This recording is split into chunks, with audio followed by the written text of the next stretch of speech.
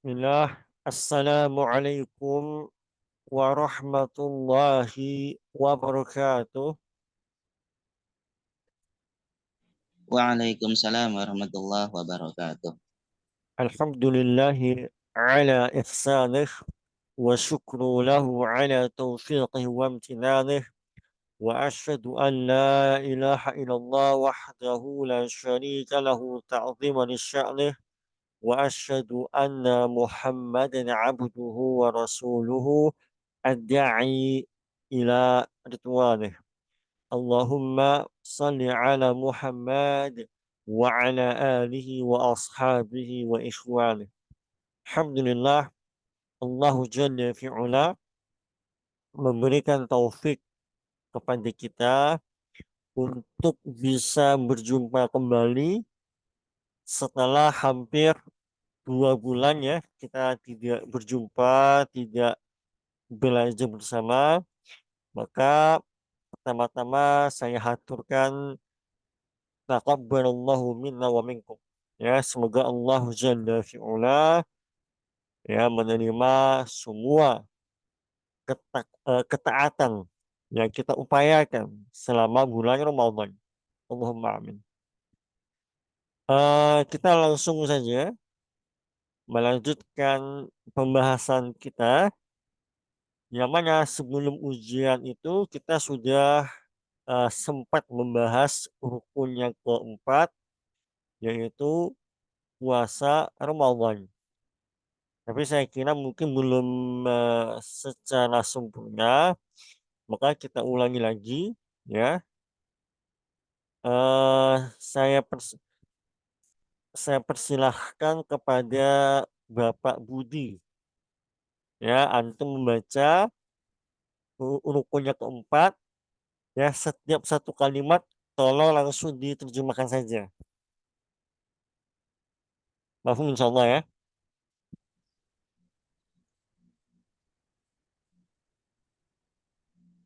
Pak Nah, Budi, Ustaz. mahfum insya Allah ya. Ya. Bentar, saya ambil, bentar ya, bentar, sebentar.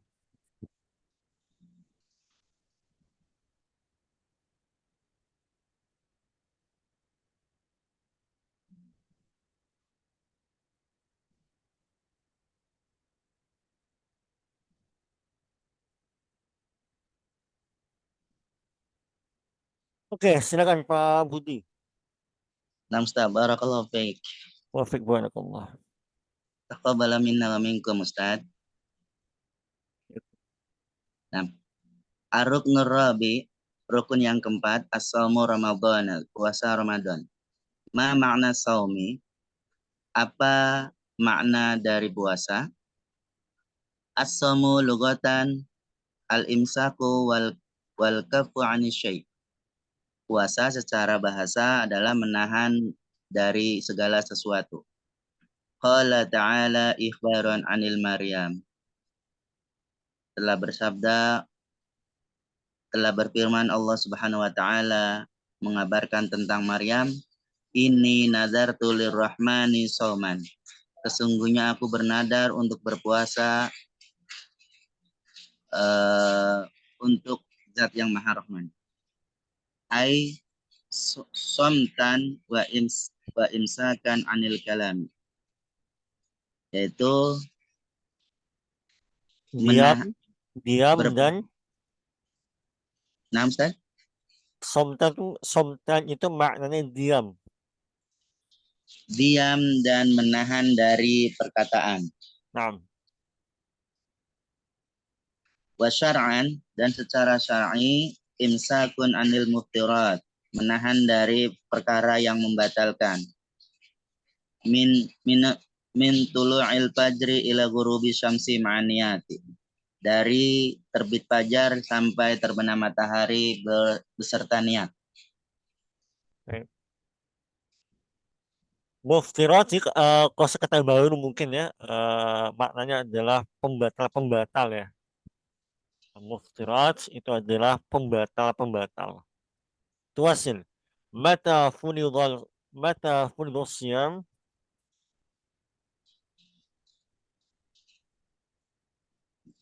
Nah, mata furidosyam, kapan dipardukannya atau diwajibkannya puasa. Furido siyamu fi sya'bana minas sanati ataniyati lil hijrati.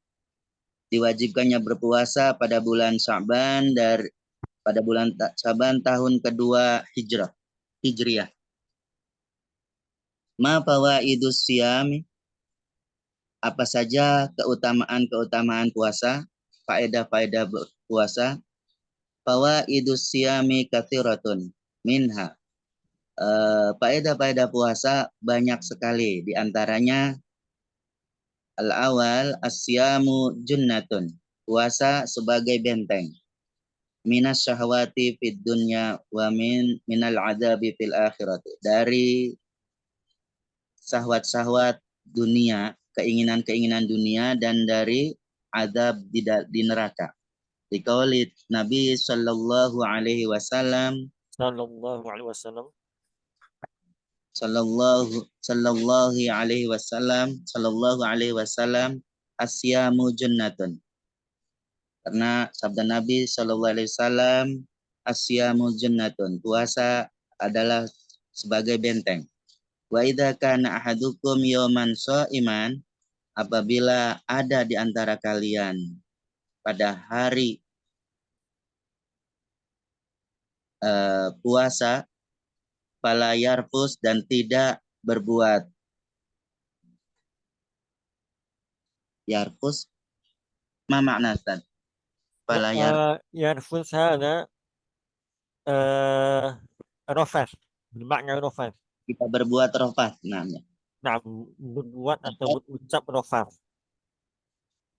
Ya, tidak berbuat rofas. Nah, wa Apa makna qalihi, rofas?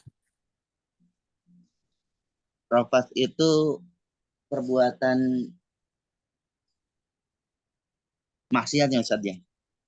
Nggak mesti. eh di antara larangan bagi suami istri ketika haji adalah nggak boleh rofas. Wala rofas wala fusuq. Ya, kata Allah Ta'ala dalam surah Al-Baqarah. Rofas ini maknanya adalah segala sesuatu yang bisa membangkitkan syahwat pasangan suami istri. Oh, nah Ustaz. Nah, asalnya rofas itu nggak masalah. Tapi ketika fil hajj atau fi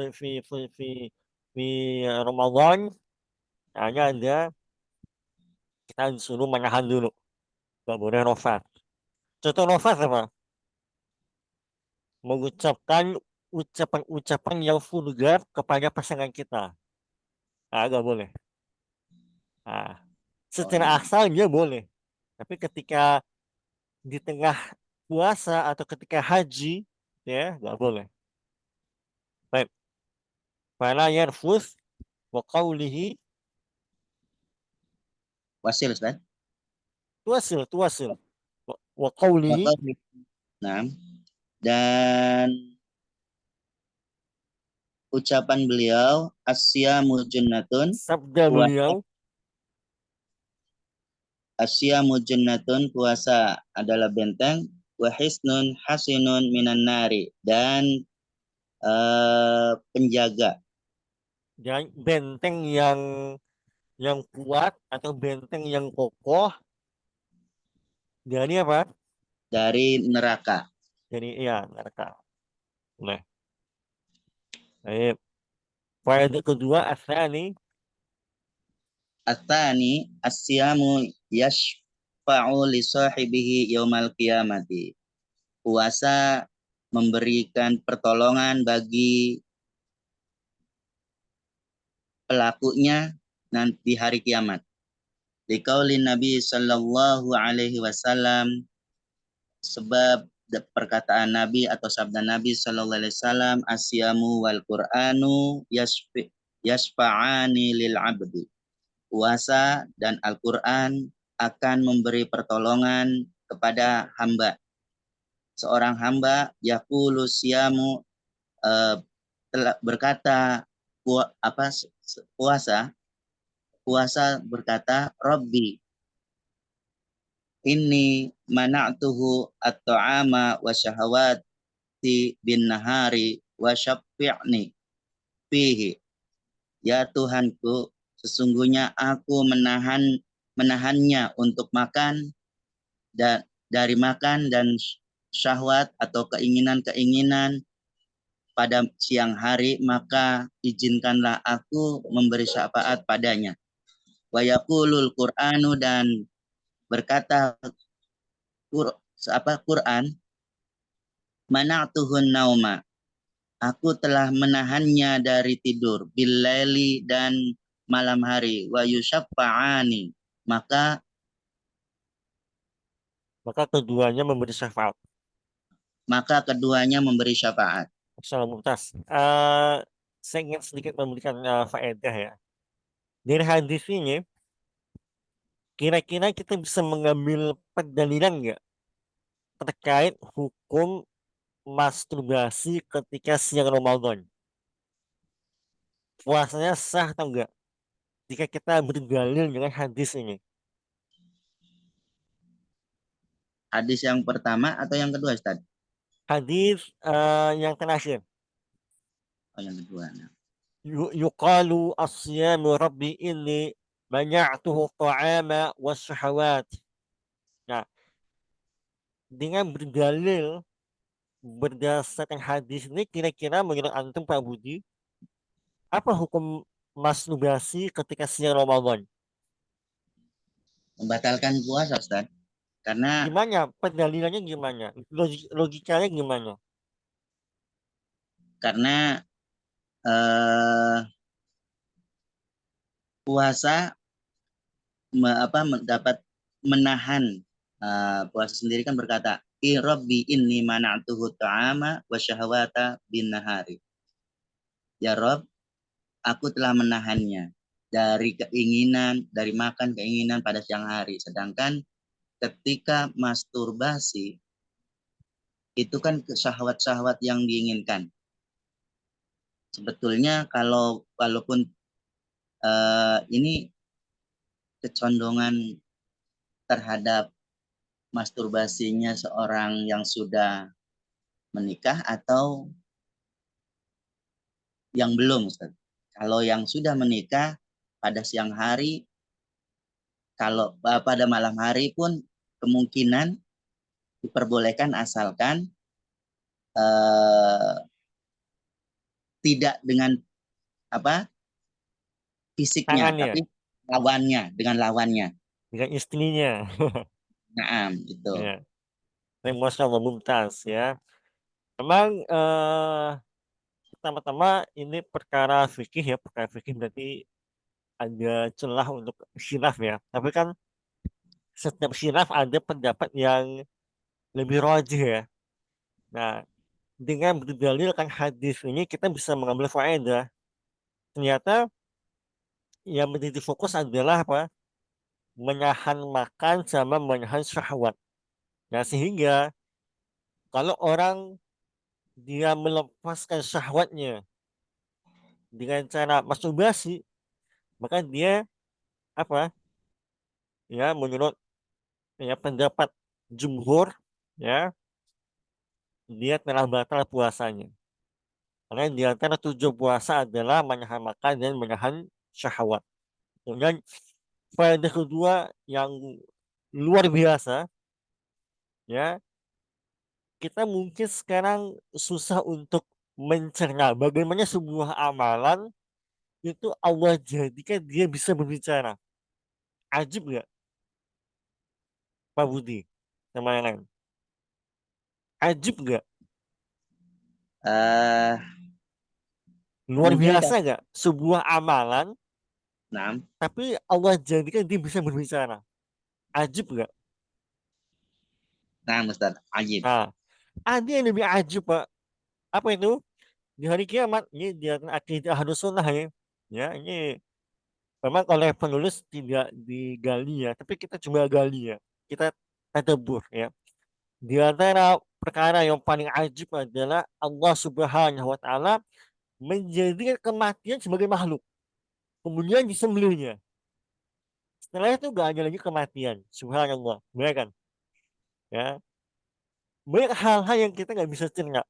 Nah, di sanalah ya inti dari keimanan kita. Ya, selama itu dalil sahih, kita imani.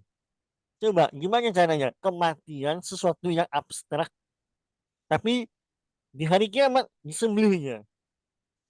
Sehingga tidak ada lagi kematian, ya, setelah hari kiamat. Nah, insya Allah gitu ya.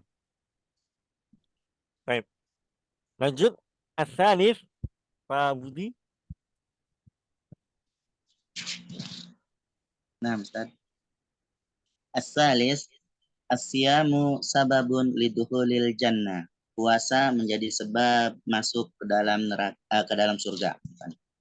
Biqauli Nabi sallallahu alaihi wasallam, sebab sabda Nabi sallallahu alaihi wasallam, inna lil jannati baban yuqalu lahu.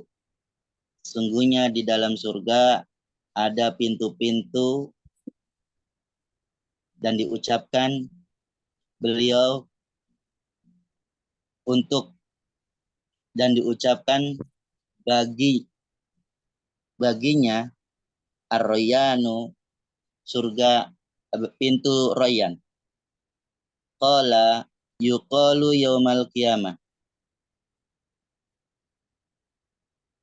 Dan beliau berkata, diucapkan yaumul qiyamah, hari kiamat, aina imuna, di mana para orang-orang yang berpuasa itu, halumu ila royan. Halumu, ma makna halum, Ustaz? Datanglah, ya, Datanglah, datanglah kepada Ar-Rayyan. datanglah kepada ar-royan. Fa'idha dakhala akhiruhum ughliqu dhalikal bab. Apabila fa'idha dakhala akhiruhum, apabila masuk dari mereka yang paling akhir, ughliqu dzalika baban, maka tutuplah Dzalikal babu. dzalikal bab. Nah, tutuplah pintu itu. Ditutuplah, ditutup. Ughliqa, ditutuplah pintu itu. Nah, So, dia pasif kan. Nah, Masya Allah, jazakallahu khairan. Ya, ya semoga kita ya bisa masuk salah satu pintu surga. Dia Ar-Rayyan, ya. Dan seorang Muslim, ya, dia bisa masuk dari pintu sedekah, pintu puasa, pintu berbakti kepada orang tua, ya, Masya Allah. Dari luar biasa Islam, wanita, ini Masya Allah, ini saya kita gak hanya kelas A, saya gak ngajar akhwat, ya. Tapi ini ada faedah yang luar biasa banget. Wanita itu, yang muslimah tentunya, mereka bisa masuk surga dari pintu manapun yang mereka sukai. Apa dalilnya? Ada yang tahu gak? Dalil seorang wanita muslimah bisa memasuki surga dari pintu surga manapun. taat kepada suami, Ustaz. Ah ya, dalil tentang ya dia taat kepada suami dia, mengerjakan sholat, berpuasa Ramadan dan menjaga apa namanya kemaluannya. Subhanallah, dia hanya menjaga empat ini saja. Subhanallahal-azim. Hanya dia menjaga empat hal ini saja sampai dia wafat. Maka Rasulullah mengatakan apa? Dia bebas masuk surga dari pintu manapun. Ini sampaikan hadis ini ya kepada istri-istri kita ya, anak-anak perempuan kita ya. Nah, ini luar biasa. Privilege yang luar biasa gitu kan. Dia mungkin puasa dia nggak bisa full ya Ramadan ya karena dia haid, dia menyusui gitu kan ya. Nifas. Tapi bisa jadi ya di hari kiamat kelak ya setelah hari kiamat seorang istri ini bisa masuk jadi royal. Ya, kenapa? Karena dia punya privilege tadi. Dia ya mentaati suami dia, mengerjakan sholat, puasa Ramadan, dan menjaga kemaluan. Menjaga kemaluan. Baik. Akhwabi, wasil. Nah, ar-rabi, As-saumu kaffaratul lil khotoya wadzunub. Yang keempat, faedah yang keempat adalah puasa menjadi kafaroh bagi orang yang lalai dan berbuat dosa. Liqauli Nabi sallallahu alaihi wasallam, karena Nabi bersabda, fitnatur rajuli fi ahlihi wa malihi wa nafsihi wa waladihi wa jarihi. Fitnahnya seseorang laki-laki adalah Bukannya terhadap ujian kan ya? keluarganya. Atau ujian atau ya ujian lebih tepat. Ujian seorang laki-laki adalah terhadap keluarganya, hartanya, dirinya, anak-anaknya, dan tetangganya. Yukafiruha siyamu. Maka di kafarot dari semua itu adalah berpuasa. Wassalatu wassodaqatu, salat dan bersedekah, wal amru bil ma'ruf, eh, eh, Wanahi anil munkar. Dia wa mencegah nahyi dari anil munkar. Mencegah, eh, me, wal amru, wal amru memerintahkan bil ma'ruf, memerintahkan kepada yang beramar ma'ruf, ma'ruf, beramar ma'ruf dan apa nahi mungkar, ya mencegah kemungkaran. Dan kemungkar. yukafiruha maknanya adalah menghapuskan dari dosa-dosa dia. Karena ya seorang ayah, seorang suami bisa jadi dia ya harus dia sedang berjemaah gitu ya.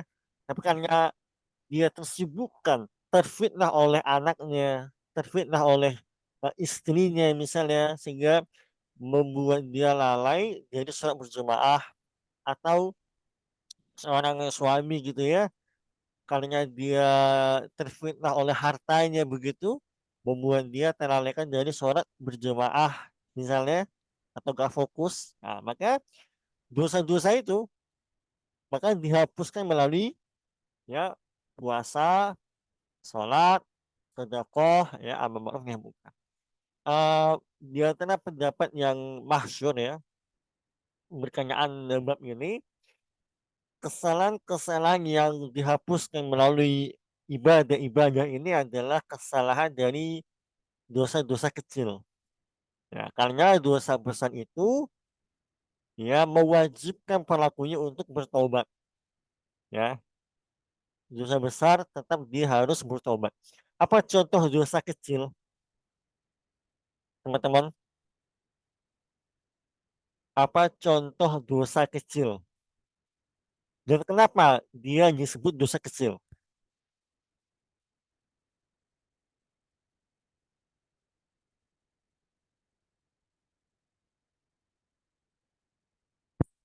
Coba Pak Budi nih. Halo, Pak Budi. Nah, Ustaz. Apa bedanya dosa besar dengan dosa kecil?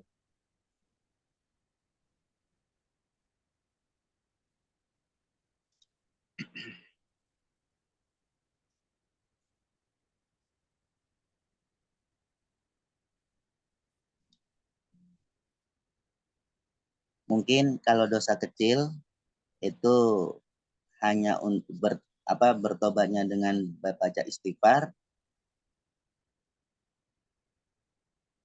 dan kalau dosa besar adalah dengan bertobat dan syarat-syaratnya tobat tersebut dipenuhi, Ustaz.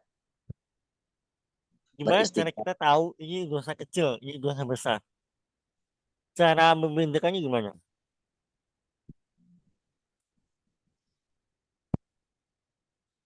Tahu? Kalau nggak tahu, saya Dosa lempar ke yang lain.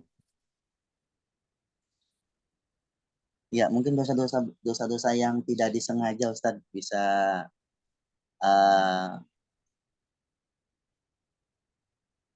kesalahan padahal pada diri kita itu tidak merasa salah, tapi orang lain menilainya bahwa itu perbuatan yang salah, mungkin seperti itu. Kurang tepat, kurang tepat. Nah, coba saya ke Abu Ishak. Assalamualaikum Abu Ishak. Waalaikumsalam warahmatullahi wabarakatuh, Ustaz. Bagaimana caranya antum bisa membedakan, oh ini dosa kecil, ini dosa besar? Dari ini Ustaz, kalau dosa besar itu dia ada ancaman hukuman di dunia dan akhirat, Ustaz. Kalau dosa kecil nggak ada ancamannya biasanya. Nah, Masya Allah, mumtaz. Betul ya, Abu Ishak ya. Barakallahu fikum. Dosa besar Ustaz. itu, dia disebut dosa besar karena ada ancamannya. Ancamannya atau hukuman di dunia. Gitu ya. Pertama ancaman di akhirat atau hukuman di dunia atau dua-duanya. Contohnya apa? Zina itu dosa besar atau kecil? Abu Ishak. Dosa besar Kenapa kita bisa yakin zina itu dosa besar? ada ancamannya, Ustaz. Lupa ya. Ancaman di mana?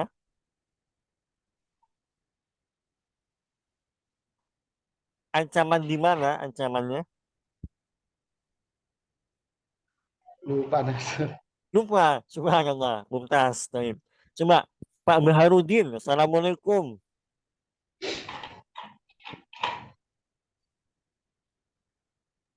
Assalamualaikum warahmatullahi wabarakatuh. Taib. Kata Abu Ishak, zina itu dosa besar ya. Itu betul ya. Sekarang masalahnya apa pendalilannya? Kok kita bisa mengatakan dosa besar zina adalah dosa besar? Ya Ustaz, Bagaimana kita bisa mengetahui kalau zina itu adalah dosa besar? dalilnya Ustaz. Apa dalilnya? Di antara dalilnya adalah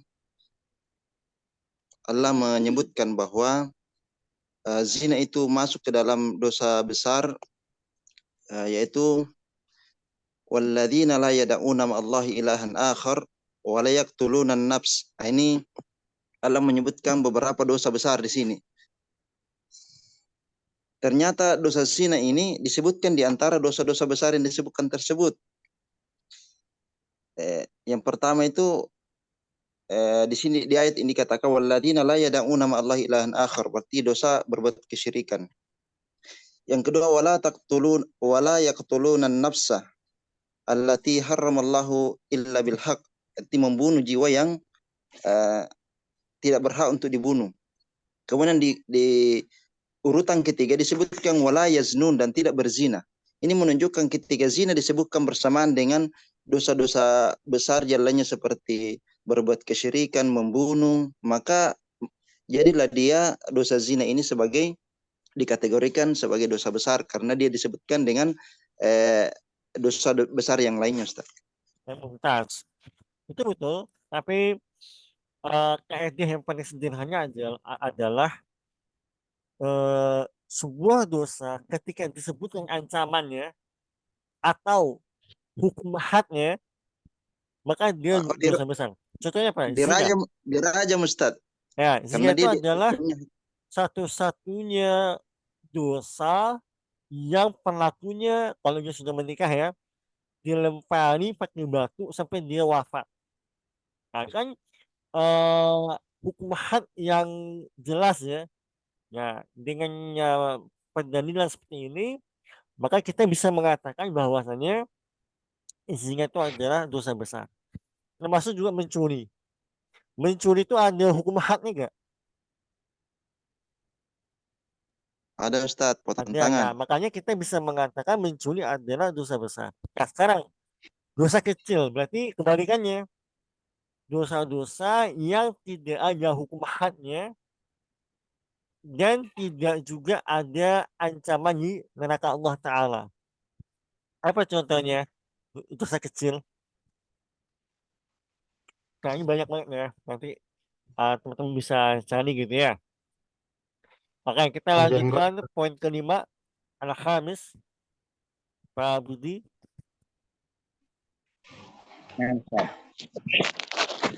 Al-khamis, asyamu yurabbil insana ala sabri was sidqi. Puasa akan membimbing manusia pada kesabaran dan kebenaran, kejujuran.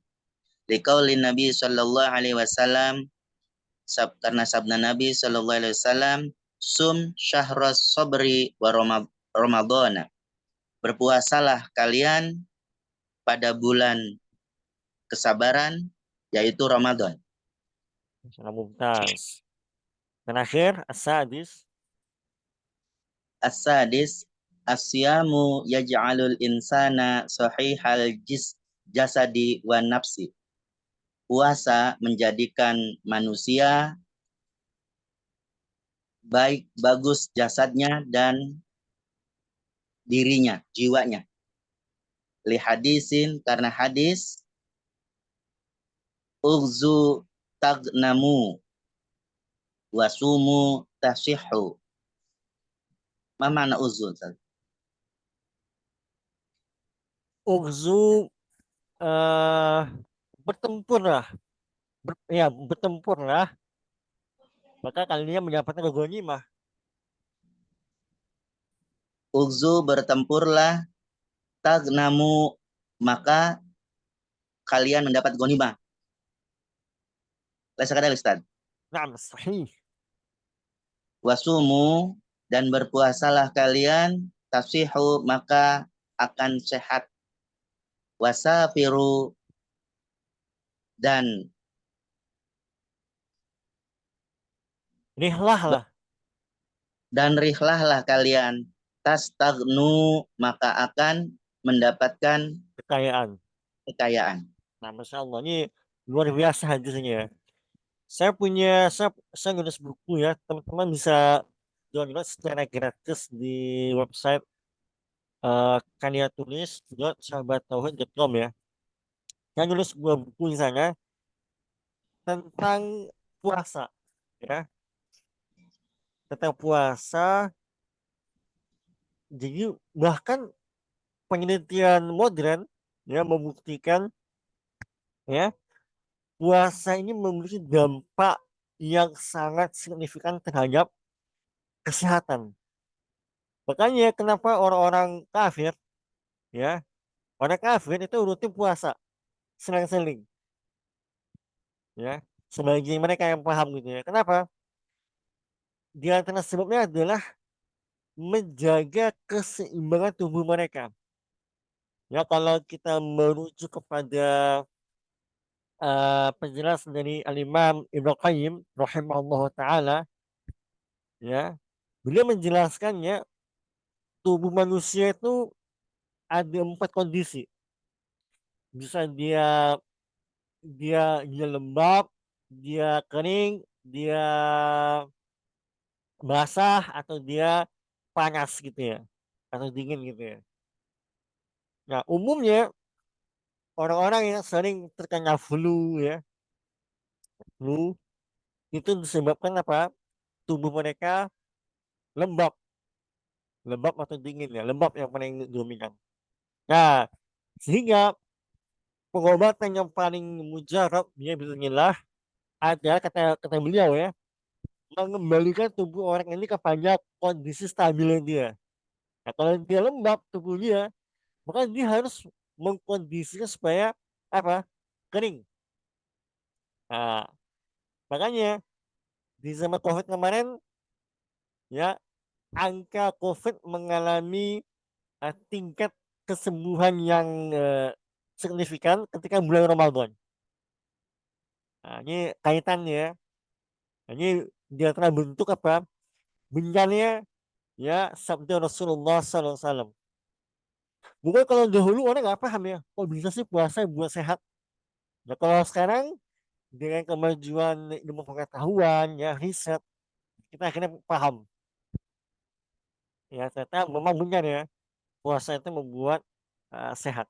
Bahkan di antara penelitiannya itu menjelaskan betapa puasa ini mampu apa? Mengeliminasi toksin yang ada di tubuh kita. Racun-racun gitu, dikeluarin sama dia. Nah, ini luar biasa. Baik, Berikutnya Bapak Abu Ishaq Ar-Ruknu al-Khamis. Antum baca satu kalimat langsung antum terjemahkannya. Nomor 1. Ar-Ruknul Khamis. Hajju baitillahi harami. Hajju baitillahil harami. Al-Harami. Rukun kelima haji ke Baitillah. Ma makna al-haji?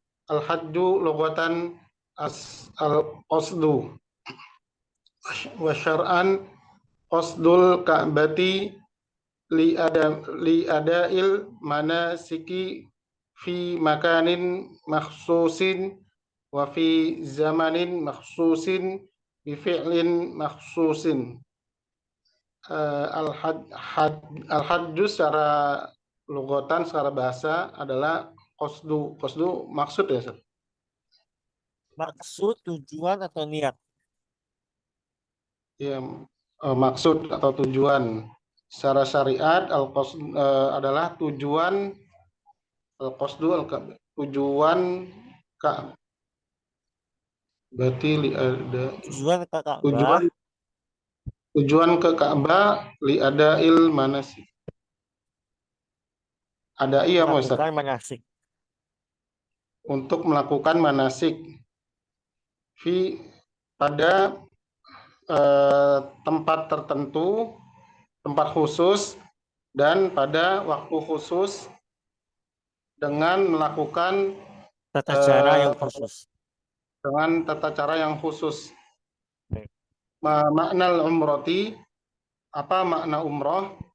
Al-umratu lughatan az-ziyaratu wa syar'an ziyaratul ka'bati lil manasiki wa huwa tawafi wassa'i wal halqi au tafsiri.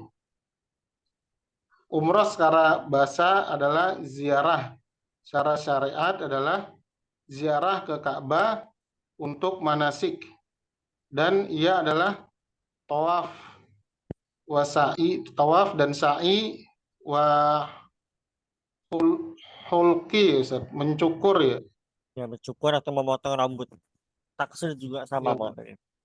Memotong juga. Atau taksir dan memotong rambut. Ya. Mahukmul hajjil umrati, apa hukum dari haji dan umrah? Al-hajju wal umratu hukmuhuma wajibun maratan wahidatun fil umri. Naam. Liqaulihi ta'ala walillahi 'alan nasi hajjul baiti man istata'a ilaihi sabila. Haji dan umrah hukum mereka berdua adalah wajib sekali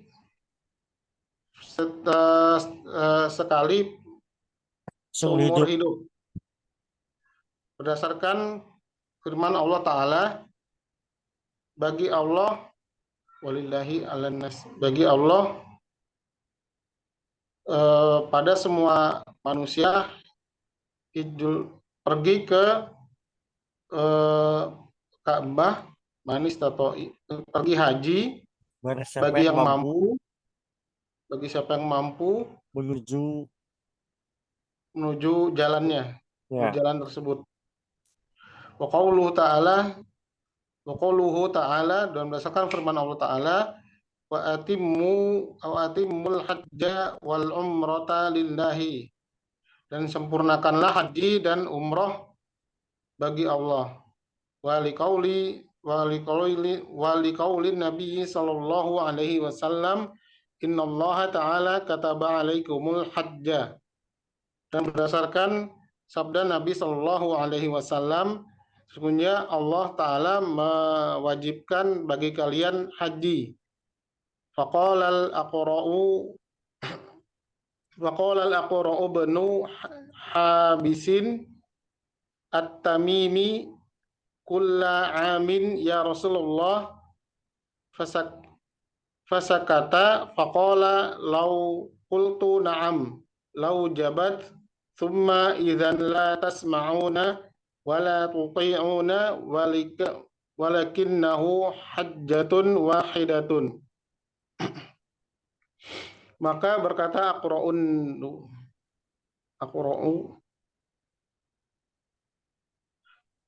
siapa Ustaz nih Ustaz? Faqala Aqra' ibn aqra'u. Aqra' ibn Habis. Aqra' ibn Habis At-Tamimi. Sahabat. Maka berkata Aqra ibnu Habis At-Tamimi, setiap tahun ya Rasulullah, fasakata, kemudian beliau diam. Faqala, kemudian ia berkata, lau qultu andaikan aku Seumpama berkata, saya menjawab iya, seandainya aku menjawab iya, lawajabat maka akan diwajibkan. Oh iya. Seandainya aku menjawab iya, maka akan diwajibkan. Tsumma idzan, kemudian apabila kalian mendengarnya, maka kalian akan menaatinya. Akan tetapi Tsumma idzan la tasma'un. Kemudian kalian yang bisa jadi apa? Nggak mau mendengarkan itu, maksudnya nggak mau menuruti perintah itu, wala tuti'un, ya kalian nggak mau juga mentaati kayak gitu. nah, Ustaz. Kemudian apabila kalian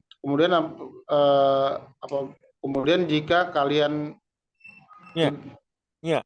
kemudian jika Lau kalian wajibat, maka akan diwajibkan. Ya, kalau diwajibkan, kalian pasti nggak bakal mau mendengar perintah itu. Kalian nggak mau juga mentaatinya, gitu. iya, nah, Ustaz. Kemudian kalian tidak akan mendengarnya dan tidak akan mentaatinya. Akan tetapi haji itu hanya sekali.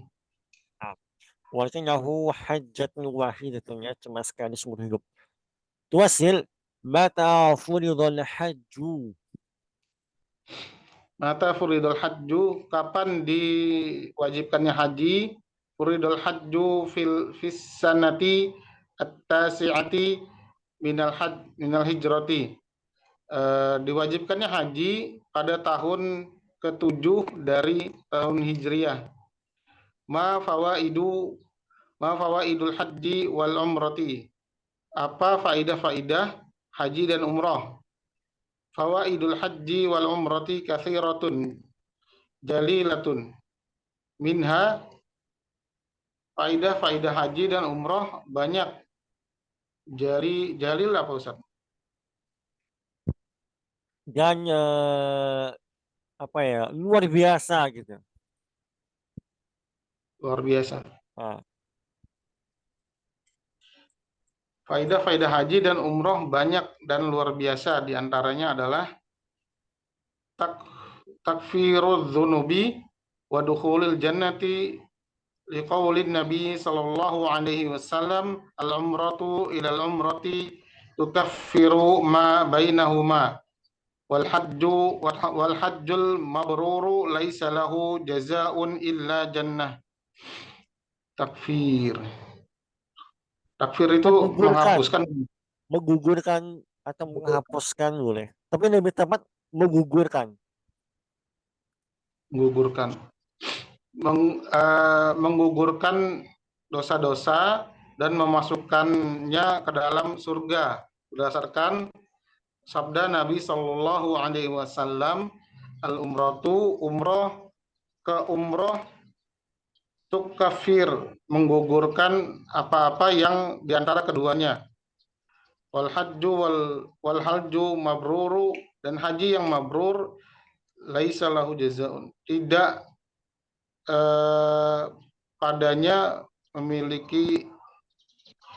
padanya balasan kecuali surga. Atau lebih bagus kita terjemahkan, tidak ada balasan kecuali surga Allah Ta'ala. Tidak ada balasan bagi haji kecuali surga dari Allah Subhanahu wa taala. Ya, boleh. Wa qauluhu ta'ala, berdasarkan firman-Nya, man hajja falam yarfuth walam yafsuq ghufira lahu ma taqaddama min dzambi. Barang siapa yang haji maka jangan yarfuth, berkata tidak baik, walam yanfus walam yafsuq, dan jangan yafsuq, berbuat fasik, ghufira lahu, dan dia akan diampuni apa-apa dosa-dosa sebelumnya. Ya, betul ya. Berhaja falam yarf. Ya, barang siapa yang dia berhaji, lalu di dalam hajinya itu dia tidak mengucapkan atau melakukan perbuatan rafats, gak juga dia berbuat kefasikan. Nah, maka apa? Niscaya akan diampuni semua dosa-dosa yang telah berlalu. Ya. Baik. Asani, Atsani nafyul faqri liqauli Nabi sallallahu alaihi wasallam, tabi'u bainal haji wal umrati fa innahuma yanfiyani al faqra wadh dhunuba kama yanfi al kiru khabathal hadidi. Nafyu al faqr, nafyu mencegah kemiskinan, kefakiran, apa Ustaz? mencegah Mencegah ya, kemiskinan, mencegah kemiskinan. mencegah kemiskinan berdasarkan sabda Nabi Shallallahu Alaihi Wasallam, tabi'u baina, ikutilah bagi kalian antara haji dan umroh, dan sesungguhnya di antara keduanya yanfiyani. Yanfiyan apa? Mana yanfiyan? Yanfi apa ya, menolak, mencegah, menjauhkan, meniadakan al-fakar, kemiskinan. Sesungguhnya keduanya mencegah dari kefakiran dan dosa-dosa, kama yanfi al-kiru khabathal hadidi, seperti mencegah dari kiru khabath. Kama Mana kiru, Ustaz? yanfi al-kiru khabathal al-hadid, sebagaimana eh ya kotoran itu disingkirkan dari besi, atau wazhab ya, kotoran itu hilang dari emas, atau kotoran itu hilang dari perak, kayak gitu. Permisalannya. Sebagaimana Ustaz. Makanya Sebagaimana kalau di emas kan bisa nggak kotoran itu nempel di emas? Enggak ya? bisa, Ustaz. Bisa, enggak lah. Kalau emas asli mah mau di lumpur pun keasakan dikasih air nyilap, hilang kotorannya. Itu permisalannya. Oh, nama Ustaz. Ah.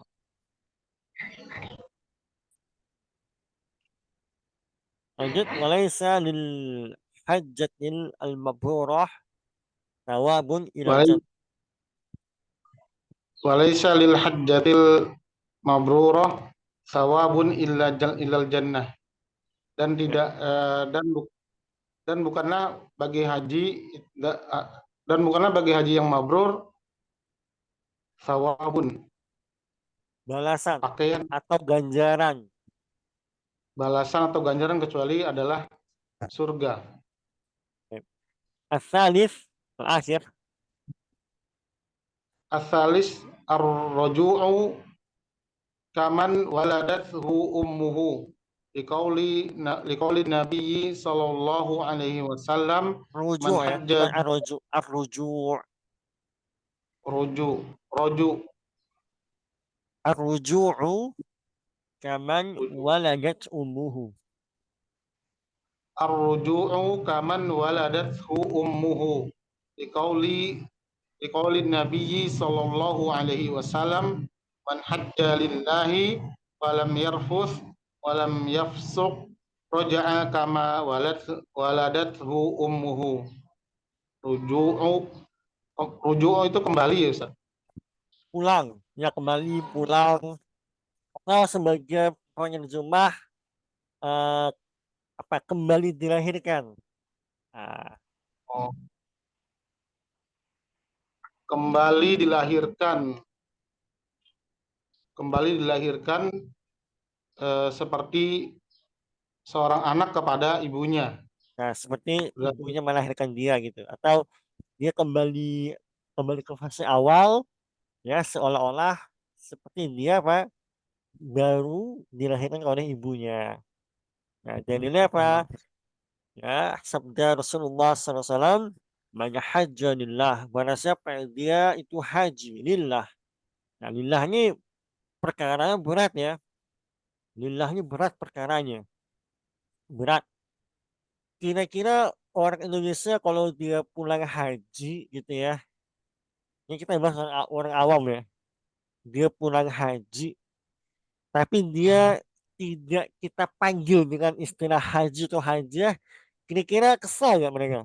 Orang awam ini. kesel, Ustaz. Kesel ya, umumnya kesel ya. Nah, ini kan susah. Ya, diragukan lillahnya. Ya enggak? Kesel. Nah, ini makanya perkara lillahnya berat banget. Ya, berat. Ya, khususnya orang awam ya. Karena haji ini kan dari zaman Belanda gitu ya, menjadi ajang untuk ya menunjukkan strata sosial. Nah, ini haji fulan, hajah fulan. Nah, sehingga bergeser ya tujuannya. Kemudian apa? Falam yarfus ya. Sama seperti puasa tadi ya. Kalau haji juga nggak boleh rafas ya.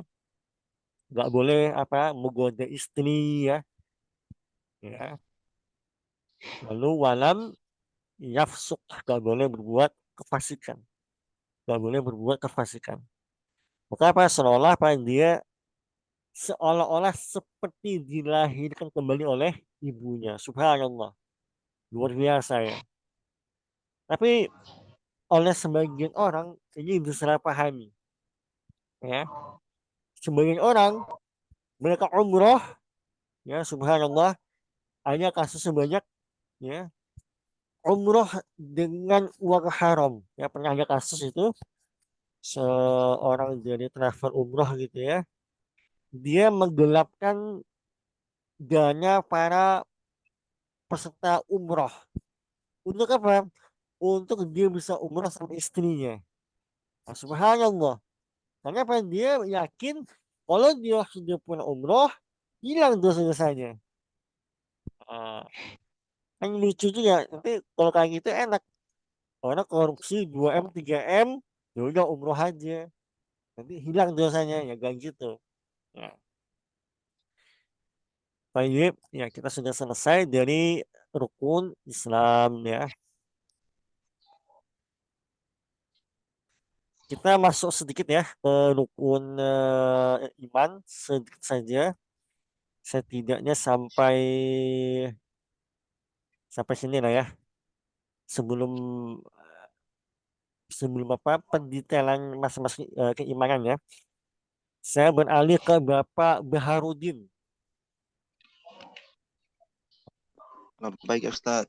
Pak Baharudin baca dari Al-Fasl awal sampai dengan Al-Iman Yazid wa Yanqus. Baik, fadal. Setelah baca langsung diterjemahkan saja.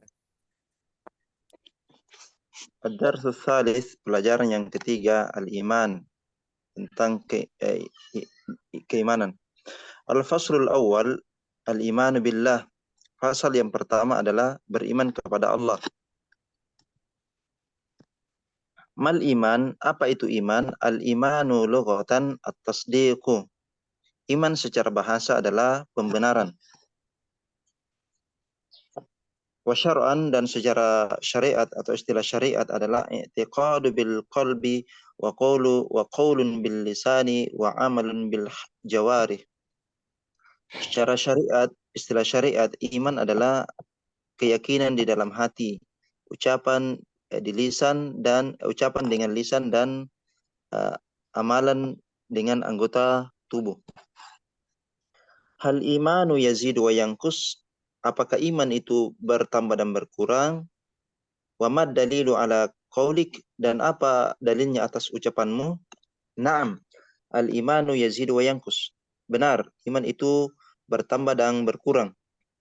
Daliluhu qauluhu ta'ala, dalilnya adalah firman Allah Subhanahu wa taala, innamal mu'minuna alladzina idza dzukirallahu wajilat qulubuhum wa idza tuliyat alaihim ayatuhu zadatuhum imana wa ala rabbihim yatawakkalun.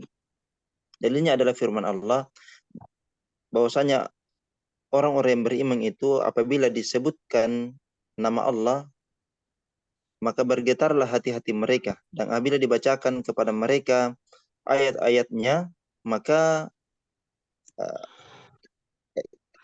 keimanan mereka zadathum imana, keimanan mereka bertambah, dan kepada Rabb mereka bertawakal.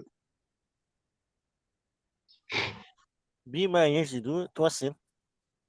Wasil Ustaz. Nah, bima yazidul imanu wa bima yankus, dengan apa iman itu bertambah dan dengan apa iman itu berkurang? Yazidul imanu bit ta'ati wa yankusu bil ma'siyati. Iman itu bertambah dengan ketaatan dan berkurang dengan kemaksiatan. Masya Allah, jazakallah khair. Ya, Masya Allah, mumtaz ya Pak Bahmudin ya. Nah, jadi ini ada satu kaidah yang penting sekali ya terkait definisi atau kaidah keimanan. Ya, iman itu harus memenuhi 3 aspek. Pertama, keyakinan dengan hati. Ya, keyakinan dengan hati. Nah, orang musyrik, orang munafik ya, di zaman fase Madinah dulu itu, mereka sholat bersama Rasulullah, mereka mengucap syahadat, akan tetapi Allah Jalla wa'ala menghukumi mereka kafir. Kenapa? Karena ya keimanan yang mereka ucapkan itu hanya lip service saja, hanya untuk mengalabui Rasulullah SAW. Maka pertama adalah dia harus mengimani dengan hatinya. Kedua, Pak, diucapkan secara lisan. Dan inilah yang menyebabkan mengapa para ulama ya menyatakan status dari Abu Thalib adalah kafir.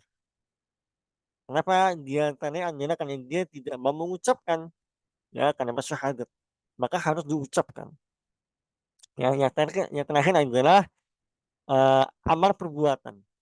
Amal perbuatan. Makanya barang siapa yang dia itu mengaku Islam tapi dia tidak mau mengerjakan ya konsekuensinya seperti sholat, zakat, maka dia kafir. Ya, dengan sengaja tentunya. Makanya dulu khalifah atau sahabat yang mulia Abu Bakar As-Siddiq radhiyallahu taala anhu, beliau memerangi secara tegas ya orang-orang di masa itu yang ketika Rasulullah masih hidup mereka bayar zakat, lalu ketika Rasulullah SAW sudah wafat mereka enggan membayar zakat. Nah, berarti hanya kesengajaan. Makanya oleh Abu Bakar mereka diperangi. Mengapa? Karena dia sengaja ya menolak kewajiban atau konsekuensi sebagai muslim.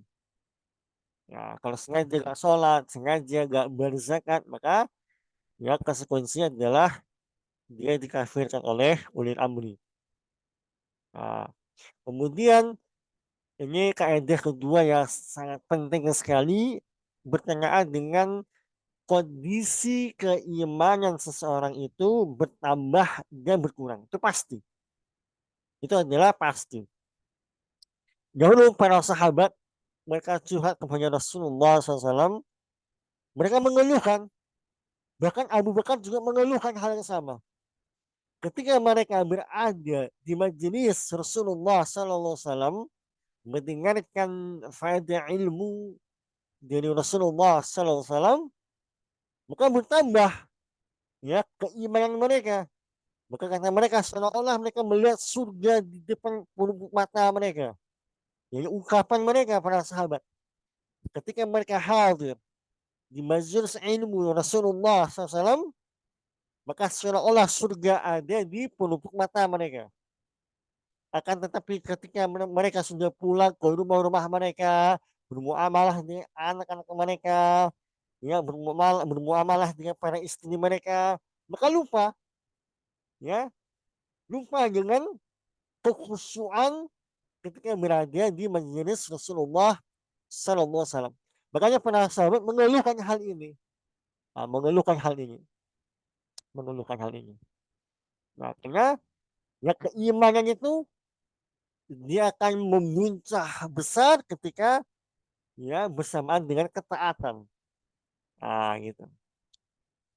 Makanya inilah yang menjadi pembeda, salah satu pembeda antara ahlu sunnah dengan khawarij. Khawarij mereka ya meyakini seseorang yang dia itu turun keimanannya, maka apa statusnya menurut khawarij? Ada tahu? Anda tahu nggak? Coba Pak Baharudin, apa pandangan firqah khawarij terhadap seorang muslim yang keimanannya lagi drop, lagi turun keimanannya? Apa pandangan khawarij terhadap orang ini?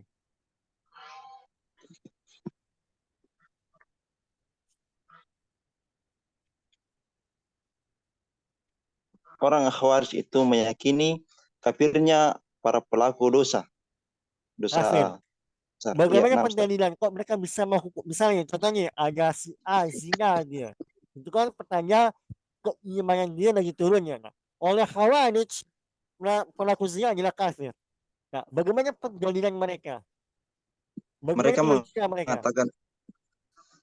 mengatakan bahwa iman itu tidak bertambah dan tidak berkurang. Artinya iman itu satu kesatuan. Kalau hilang sebagian maka hilang seluruhnya. Masya Allah, mumtaz. Ya, betul ya. Khawarij juga meyakini ya keimanan itu bertambah dan berkurang. Enggak. Mereka meyakini iman itu konstan.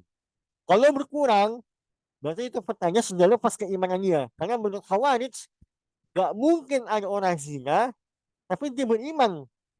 Kalau dia beriman, pasti dia gak zina. Tapi karena dia lepas keimanannya kepada Allah Jalla wa'ala, maka dia berzina. Ini akidah Khawarij. Ini akidah Khawarij. Nah, di antara ciri khas dari Khawarij. Gitu ya. Baik. Nah, kaidah ketiga yang penting juga, kalau kita merasa futur ya, merasa gak semangat dengan ibadah misalnya, berarti kita butuh sesuatu yang memompa kita. Makanya sebagai orang ya, mereka mengeluhkan kok lagi futur, kok lagi gak semangat, tapi mereka malah tidak melakukan upaya-upaya untuk memompa hal itu. Makanya satu-satunya cara untuk bisa memompa kembali adalah dengan melakukan ketaatan. Makanya kalau kita lagi futur ya, lagi lemes ya, gak semangat dalam beribadah, maka kita paksa diri kita untuk melakukan beberapa amal soleh. Karena dengan amal soleh itulah menjadi menjadi sumber daya kekuatan untuk memompa lagi semangat kita. Misalnya kita lagi futur, bukan dengan kajian bisa online gitu ya. Misalnya kita mendengar kajian tentang akhirat gitu ya. Saya dulu kalau masih zaman-zaman kuliah dulu ya, saya lagi capek gitu ya. Biasanya saya langsung muter ceramah dari Al-Ustadz Arman Halim Naro rahimahullah. Bahkan sampai ada sebuah kajian beliau, judul itu nasihat untuk thalabul ilmi, nasihat untuk thalabul ilmi. Itu saya kira saya sudah mengulang-ulangnya sampai ribuan kali saya kira. ya untuk memompa semangat. Ini teman-teman coba nanti dicek di YouTube ya kajian Ustadz Arman Halim Naro rahimahullah, judulnya apa? Nasihat untuk thalabul ilmi. Nah, itu bagus sekali ya. Itu bagus sekali. Kalau teman-teman futur mulai hilang semangat, tuh, simak saja. Baik, berikutnya yang terakhir Bapak Muhammad Yusri. Assalamualaikum Pak Yusri. Assalamualaikum warahmatullahi wabarakatuh, Ustaz. Mohon dibaca dari kam arkanul iman sampai dengan antuk minabillahi wa malaikatihi dan seterusnya. Fadal. Baik, bismillah. Kam arkanul iman wa ma daliluha. Berapa rukun iman dan apa dalilnya? Arkanul imani sittatun. Rukun iman ada 6. Wahia al-imanu billah, al-awwal al-imanu billah, asani al-imanu bil malaikati, asalitu al-imanu bil kutubi, ar-rabi' al-imanu bil rasuli, al-khamis al-imanu bil yaumil akhir, wa tasi al-imanu bil qadarihi khairihi wa syarrihi. Nah, Rukun terakhir, iman ada 6, yaitu iman kepada Allah, iman kepada malaikat, iman kepada kitab-kitab, dan iman kepada Rasul, dan iman kepada hari akhir, kemudian iman terhadap takdir yang baik dan yang buruk. Daliluha hadithu Jibril hina salan Nabiya sallallahu alaihi wasallam faqala.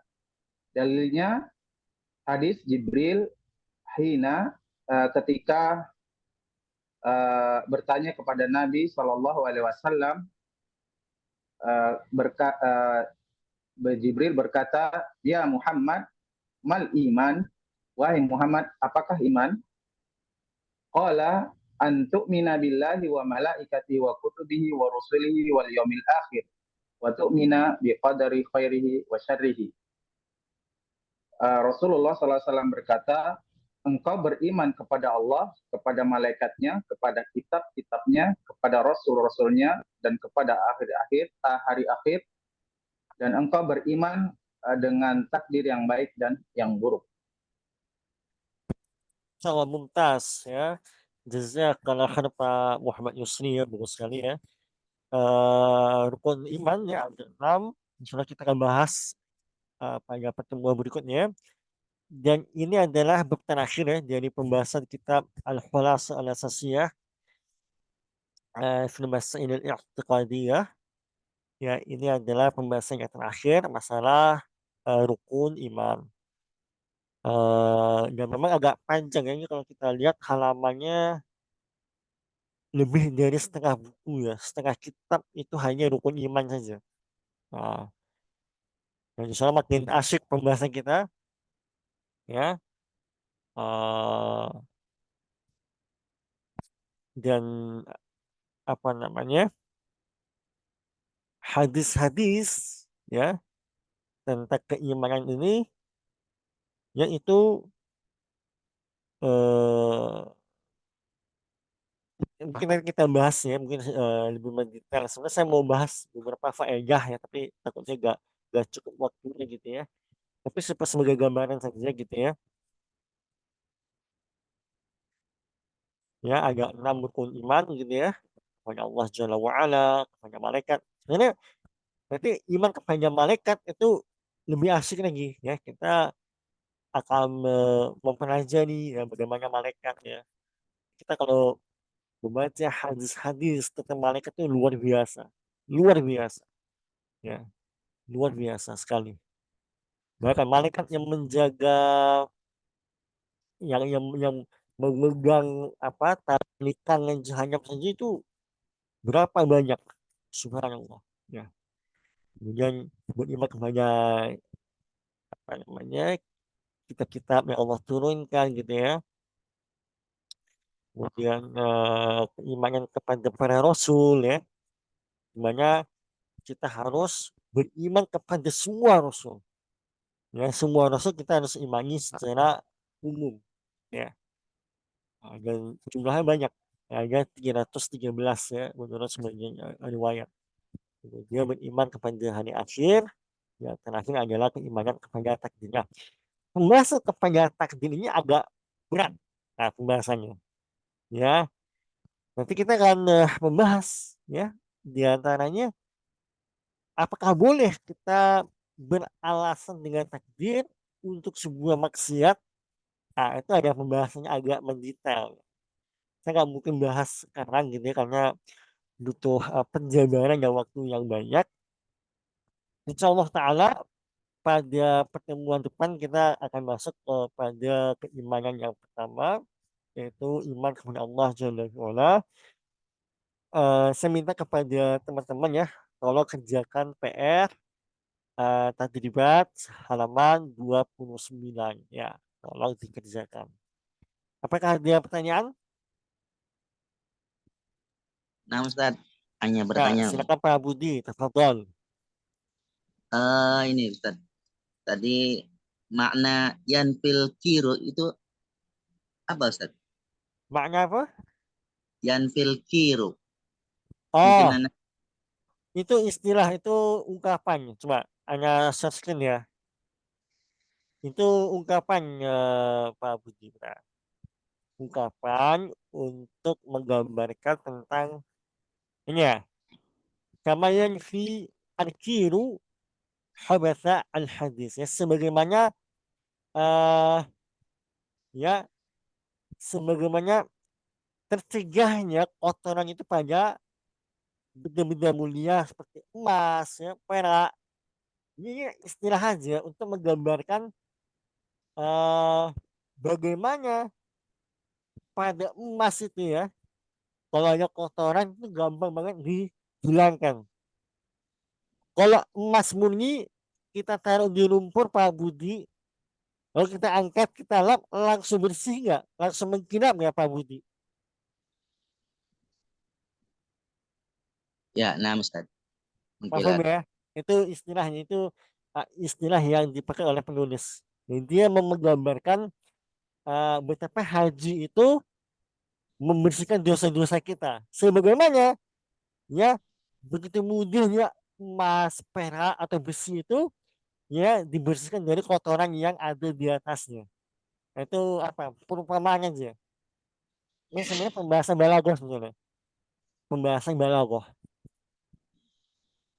Ada lagi yang lain? Syukran Ustaz. Afwan. Cukup?